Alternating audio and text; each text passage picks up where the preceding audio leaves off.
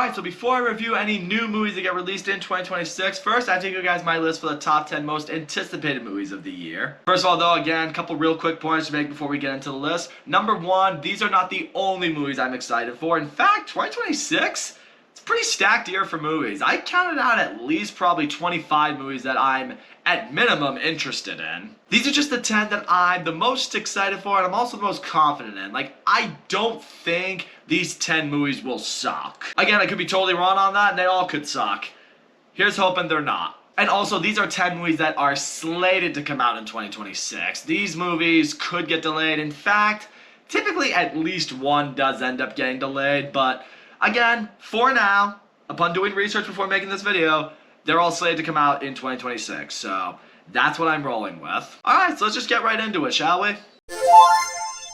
At number 10, we have the Super Mario Galaxy movie. It's like this. I love the Super Mario franchise. I'm not the biggest gamer as far as movie reviewers typically are, but I do love me the Super Mario franchise. And the Super Mario Brothers movie was exactly what I wanted it to be. It was a fun, funny, faithful adaptation. And I'm excited to see what they do with the Super Mario Galaxy adaptation. That might be my all-time favorite video game, so see what they could do with this one, I'm really excited for. I really love the new characters that will be brought in. I expect we'll see Yoshi. Rosalie is confirmed to be in it. Also, Benny Safdie is the voice of Bowser Jr. Awesome. I expect it to be another fun time in the movies, and that's what I'm looking forward to with this. Alright, at number 9, we have The Adventures of Cliff Booth. It's meant to be a continuation to the Quentin Tarantino film Once Upon a Time in Hollywood, which I understand is maybe his most polarizing movie. Some people love it, some people hate it. I thought it was great. Interestingly enough, though, Quentin Tarantino is not serving as the director for this movie, only serving as the writer. David Fincher will direct this one. But you all know me at this point, I'm a massive Tarantino stan. Anything he is heavily involved with in terms of writing or directing a movie, I am absolutely going to be there. But David Fincher as well, I think he's a phenomenal director. I really loved Brad Pitt in the role of Cliff Booth. I'm excited to see more of him just taking on Hollywood. May not even be Hollywood, he might be doing something else entirely. But either way, I love the tandem of Tarantino and Fincher working on a movie together. The idea of Brad Pitt starring in it. I can't wait to see what happens here. Next at number 8, we have Disclosure Day. It's a new alien invasion sci-fi movie directed by Steven Spielberg. Steven Spielberg hasn't made a lot of all-time great movies as of recent. I mean, he did make The Fabelmans a few years back. I did love that one. But this feels like he's going back a little bit into his roots of giving us a great sci-fi adventure, an alien invasion type movie. I'm really excited for this. I saw the trailer. It didn't really give away anything. Got some good people involved in it too. Emily Blunt, Josh O'Connor. Excited to see what happens with this cast. I don't entirely know the feel it's going for. It could be a little bit sci-fi thriller. It could be, I don't know, a little bit alien invasion mixed with, I don't know, just some sort of reality perception. I really don't know. There's a lot of unknown with this movie, but that's the really exciting part. And seeing Steven Spielberg at the helm of something like this, I have a lot of confidence in this.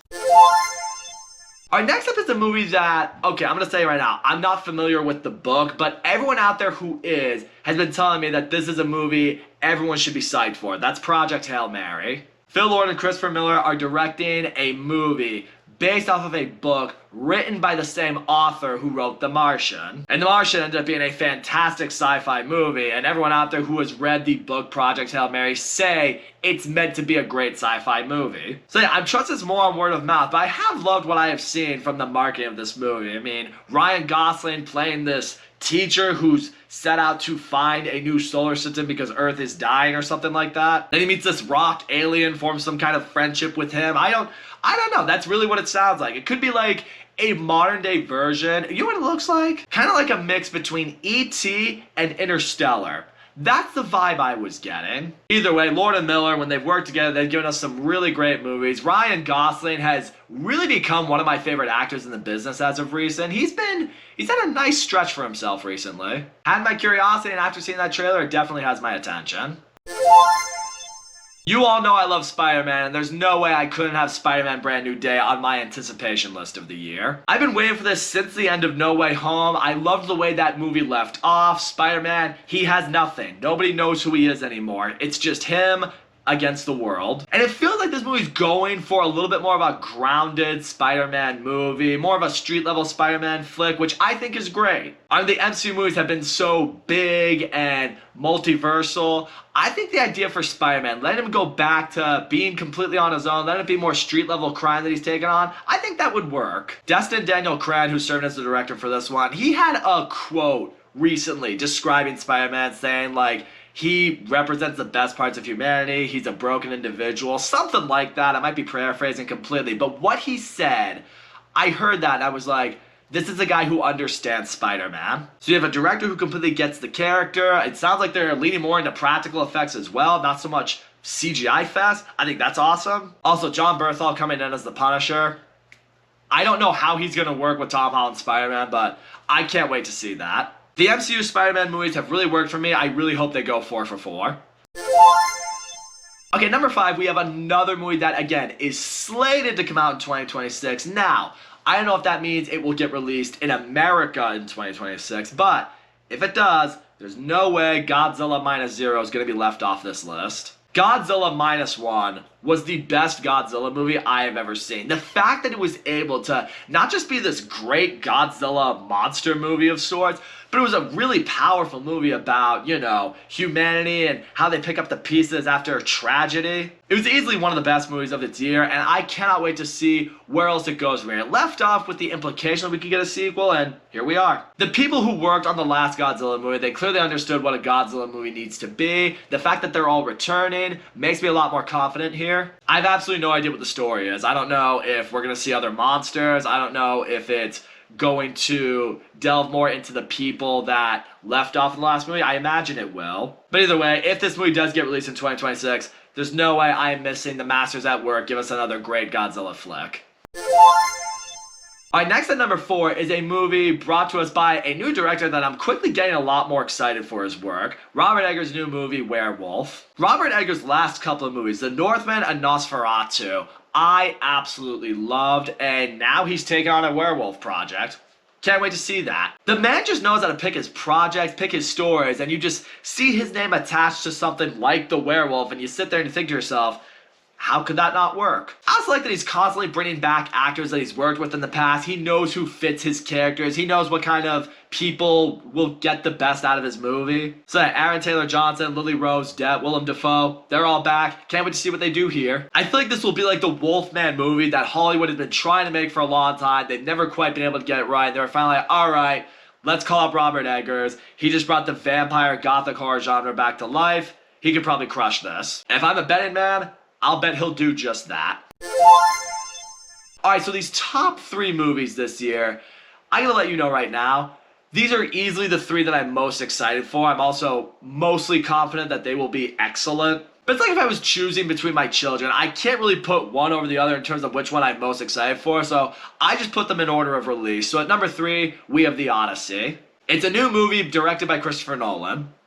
I shouldn't need to say anything else, but I'm going to. And not just the fact that Christopher Nolan is maybe my favorite director working today. Anything he's involved in, anything he's directing, I will be there opening night. But the story of The Odyssey, I'm really fascinated by. I actually spent my freshman year of honors English, we spent an entire semester as a class learning about the Odyssey. So this is also a story that I'm fairly familiar with, I'm very fascinated by. I'm really excited to see his take on these Roman soldiers and, you know, the Greek gods. One of the more stacked Nolan casts he's ever had too. I mean, he usually always does, but a lot of big names in this one. I mean, Matt Damon playing Odysseus, then you have Anne Hathaway, Tom Holland, Charlize Theron, Robert Pattinson. He's shooting the whole thing on IMAX film cameras, which I think is fantastic. The trailers I have seen, it looks great. I know some people might have their complaints over how, you know, the costumes look, how the outfits look for the soldiers. Look, I can roll past that. We got a prologue for this movie. I believe it was attached to Avatar Fire and Ash. I'm just looking at it, I'm just like, yes, I'm gonna be seated. Nolan has never made a movie I didn't love. I expect this one to continue that streak. Alright, next number 2 is a movie that I originally wasn't all that excited for. I mean, I was excited for it, but not to this level. But I gotta tell you, Avengers Doomsday has really sucked me back in. The MCU, it's had its ups, it's had its downs, but the last few movies we've gotten, for the most part, have really shown me, no, when they want to focus up, when they want to bring it, they can still bring it. And while I do have some question marks about this movie, I mean, Robert Downey Jr. at playing Victor Von Doom, that's interesting. Chris Evans coming back as Steve Rogers after it felt like his story was wrapped up. Not entirely sure how I feel about that. It does feel a little bit like they're just trying to course correct some of the choices they have made post-Endgame. But I will say this, I love that the Russo brothers are back directing this movie. They have been amazing with the MCU. My guess is they will know exactly what needs to go into this movie. And undeniably, there's a lot of pressure on this movie. If Avengers Doomsday doesn't work, if it's not a big success, if the fans don't love it, this could mean the end of the MCU. I'm personally not ready to say goodbye to it just yet, so I really hope they can pull this movie off. And I gotta say, from the brief teasers we've been getting for the characters that are coming back, I'm a big fan of the marketing they've got going on. It actually looks like a movie that's going to be shot very beautifully. I cannot wait to see, undeniably, how Robert Downey Jr. will take on the role of Dr. Doom. I really just hope they handle that right. Don't make him an Iron Man variant, make him Victor Von Doom, and I will probably be able to roll with it. But yeah, I also have no doubt this is going to be an amazing theatrical experience. I'm hoping I'm back in a packed theater for a big MCU movie, just like in the good old days. I've really got my fingers crossed for this one. And fitting into the number 1 slot is a movie that's also getting released, as of right now, the same day as Avengers Doomsday. We'll see if that continues. We'll see if this one ends up getting delayed or pushed up or whatever it is. But undeniably, Dune Part 3. You know I'm hyped out of my mind for that one. Is it Dune Part 3 or Dune Messiah? I think they're still going back and forth or whatever to call it. I'll just say Part 3 for now, but you know what I'm talking about. These Dune movies have been phenomenal. I have absolutely loved them. I thought Dune Part 1 was fantastic. I thought Dune Part 2 was even better. I love these characters. I love Timothée Chalamet as Paul Atreides. Denis Villeneuve is such a master with sci-fi, and you see it full force with these Dune movies. How they look, the world he creates, the characters, the action, it's all brilliant. And I've been saying this for a long time. I really think this has the potential to be a modern-day Lord of the Rings trilogy. A trilogy that just, influences an entire generation. This is on track to be that. He's got to bring it home with Dune Part 3, but I really believe he's going to do that. I do think he's going to take a little bit of creative license with this one, because my guess is it's slightly based off the second book of Dune, but I think he also has to tweak it a little bit because, there's a bit of a time jump here and there. The characters, the worlds, the music, the visuals. I cannot wait to be back there on Arrakis with the Fremen. Long live the fighters. Let's fucking go. Undeniably, I'm also going to be kind of sad to see it all wrap up, simply for the fact that I won't get to experience that for the first time again, ever again. This franchise is special, and I know Denis Villeneuve is going to do everything he can to send it off the way it deserves to be. There you go. That is my list for the top 10 most anticipated movies of 2026. Here's to a great year. I can't wait to keep talking about movies with you guys. But that's all I gotta say. Thank you so much for watching my video. Don't forget to leave a comment. Let me know the movies you're most looking forward to, the ones you're most excited for. And also, don't forget to leave a like and subscribe. And I will see you all next time.